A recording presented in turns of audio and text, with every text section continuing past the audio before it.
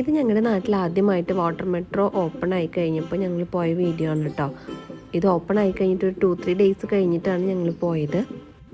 Water metro open ആയി എന്ന് അറിഞ്ഞിട്ട് ഞങ്ങൾ പലതവണ അവിടെ പോയി നോക്കിയെങ്കിലും സർവീസ് തുടങ്ങിയത് ഒരു 2-3 ഡേയ്സ് കഴിഞ്ഞിട്ടാണ് കേട്ടോ. ഞങ്ങൾ അവിടെ പോയിട്ട് ടിക്കറ്റ് എടുത്തു. ഞങ്ങൾ ടിക്കറ്റ് എടുത്തത് ചിറ്റൂർ വരെയാണ് ടിക്കറ്റ് എടുത്തത്. ഞങ്ങൾ വെറുതെ ഒന്ന് എക്സ്പീരിയൻസ് ചെയ്യാൻ വേണ്ടിയിട്ട് മാത്രമാണ് പോയത്.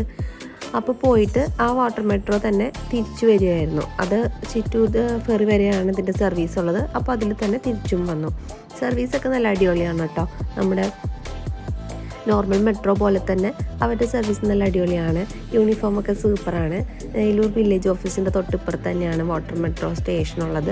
ഞങ്ങളവിടെ ടിക്കറ്റ് എടുത്തിട്ട് നമുക്കവിടെ വെയിറ്റ് ചെയ്തിരിക്കാനുള്ള സീറ്റ്സൊക്കെ ഉണ്ട്. അങ്ങനെ വെയിറ്റ് ചെയ്തിരുന്നു. ഇത് വന്ന ഉടനെ തന്നെ ചേരനല്ലൂർ ഫെറിയിൽ പോയി സ്റ്റേഷനിൽ പോയി അവിടുത്തെ ആളെടുത്തിട്ടാണ് ഏലൂർ ഫെറിയിലേക്ക് വന്നത്. നമ്മളവിടെ നോക്കുമ്പോൾ അതിൻ്റെ യൂണിഫോമൊക്കെ ഇട്ട ആൾക്കാരെ കണ്ടപ്പോൾ ഭയങ്കര നല്ല അടിപൊളിയായിട്ട് തോന്നിയിട്ടാണ്.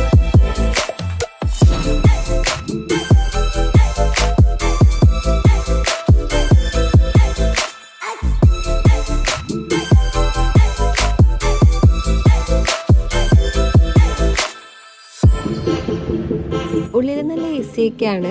നല്ല രസമുണ്ടായിരുന്നു അതിൻ്റെ അകത്ത് സീറ്റിങ്ങും അതിലുള്ള അറ്റ്മോസ്ഫിയറും. ഞങ്ങൾ പോയപ്പോൾ അത്ര വലിയ തിരക്കൊന്നും ഉണ്ടായിരുന്നില്ല. ഇപ്പോൾ എങ്ങനെയാണെന്ന് അറിയില്ല.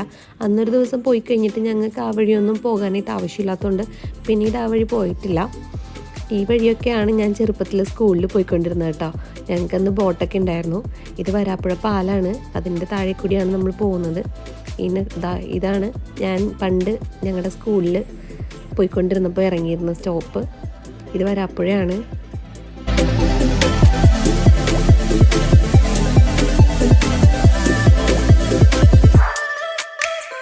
ഇത്രയൊക്കെയാണ് വാട്ടർ മെട്രോ വിശേഷങ്ങൾ.